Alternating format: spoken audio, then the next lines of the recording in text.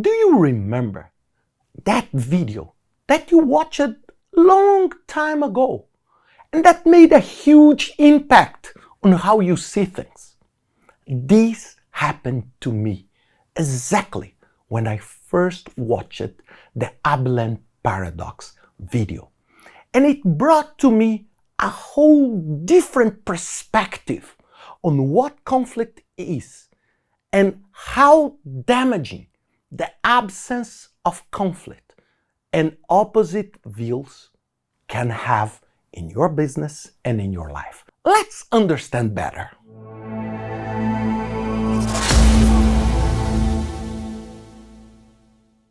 The Abilene paradox.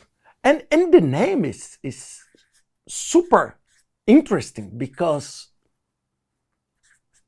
Abilene is a city in Texas in the United States. And this term, Abilene paradox, was created by Professor Jeffrey Harvey in 1974. I was just 2 years old at that time. And he created this to try to explain, and he used an anecdote that was based probably in his own life, that they were together at home, his wife, himself, his father and mother-in-law at home. And it was a sunny, hot, very hot day in the city of Amarillo. And they said, what about going to Abilene to have an ice cream? This is what his father-in-law said. But he didn't say passionate. No, he said, what about going? You know, they were all silent in the living room. And then his mother-in-law said, maybe. Then his wife said, okay. And then Jeffrey said, if you are like, I'm okay, let's go. And suddenly they saw themselves driving hours in the sun with their car. In an incredibly hot day, they went and they spent the whole day like inside an oven. And then they came back and they said, oh, this was awful and this. And then we said, but I thought you want to go. And then the other said, no, I thought you want to go. And then at the end, the four of them realized that none of them wanted to go to Abilene. But they all agree on going. This was a complete nonsense. And this is the reason that gives the name the Abilene paradox. And the best way, if I can draw one thing that you will never forget the concept of the Abilene paradox, is something like this. Imagine these are individual directions. So every single arrow here is one individual. And all of them, individually, they want to go this way. But suddenly, due to the lack of conflict and group thinking, they all ended up going to the absolutely opposite direction. This is something that you don't agree. For example, you are in a table and you don't agree with the project, but then you don't want to challenge your boss. But even your boss does not believe in the project. And he's trying. And at the end, the lack of conflict created this absurd scenario where nobody wanted to take a decision. But at the end, the lack of critical thinking, the lack of exposing, the fear of not belonging, the fear of being, the dissident voice, made all of them go to the Abilene. And why this is so important? Because I do a lot of work on conflict management, most related to projects. And people are just paranoid about conflict. They want to, we need to stop conflict. Conflict is something that cannot happen at all. And by removing this, you are asking everybody to say, yeah, even if they disagree. And this increases dramatically the chance that everybody together take a decision that none of them wanted to do. This is the sense of the Abilene paradox. So why this paradox exists? The first reason, absolutely, fear. I am afraid of not being part of a group. At the end, you see someone, jumping in a pool that didn't want to jump, and then at the end, everybody's in the pool freezing, but you were unable to do that. There is a series on Discovery showing this, that how we are affected by the fear of not being accepted by others.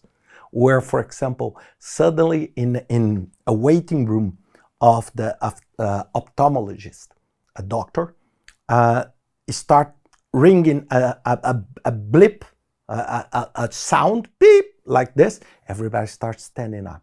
And they started with actors, and at the end, everybody was doing, and no actor was there anymore. Because of the fear of not being accepted, the fear of saying, I am this voice, and you will feel not part of that group. The other one that is very clear on this scenario is what we call group thinking.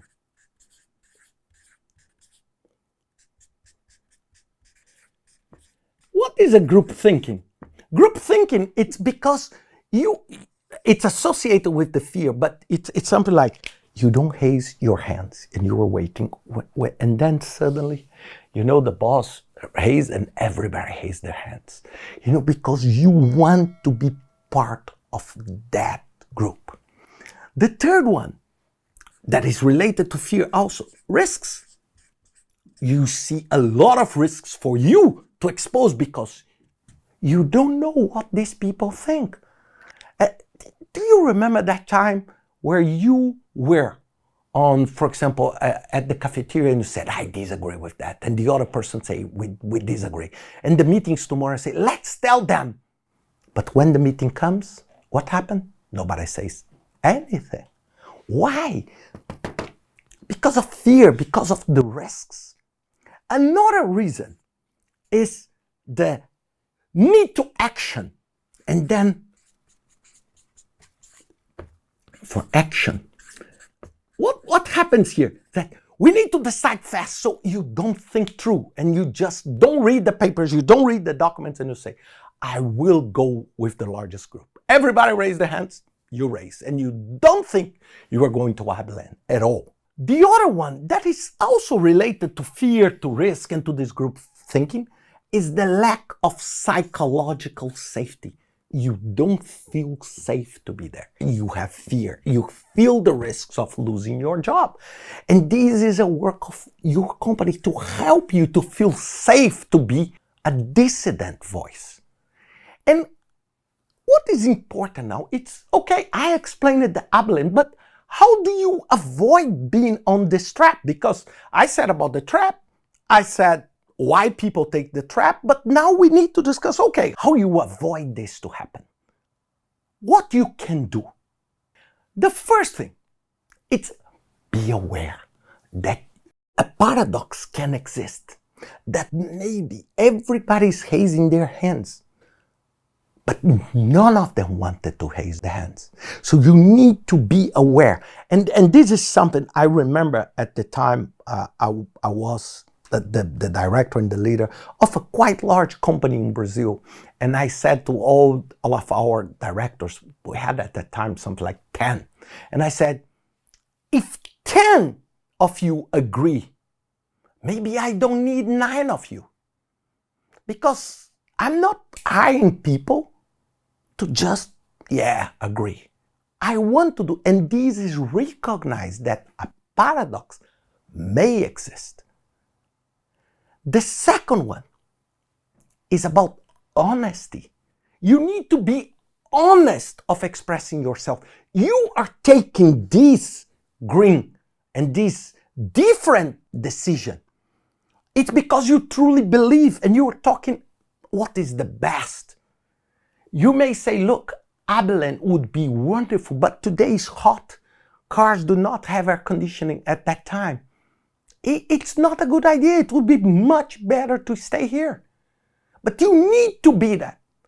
And in the video, Jeffrey Harvey said, I didn't know that. I was thinking that everybody wanted.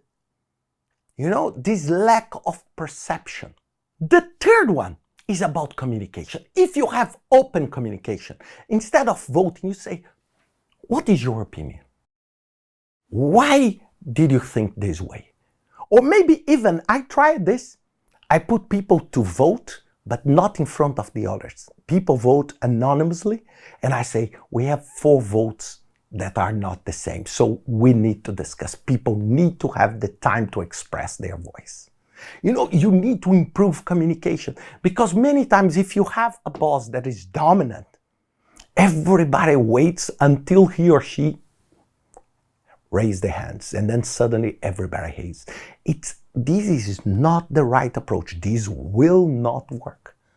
This will not work. This is why you need to have clear communication. The other one is admit when you make mistakes. So if for any reason this happened to you, and this is the end of the video of Jeffrey Harvey, if at the end you all realize that you did a poor decision, that you were trapped in the Abilene paradox, learn. It's expensive to learn with your own mistakes, but it's far more expensive not learn with your own mistakes. So take the opportunity to learn and to improve, to avoid being trapped tomorrow in another decision with absolutely the same behavior. And last but not least, every time there is an unanimous consensus, I'm not saying for you to raise a red flag, but raise a yellow flag and say, look, I have 15 capable managers in my organization, and I ask, and all 15 agree with that. There are 2 things.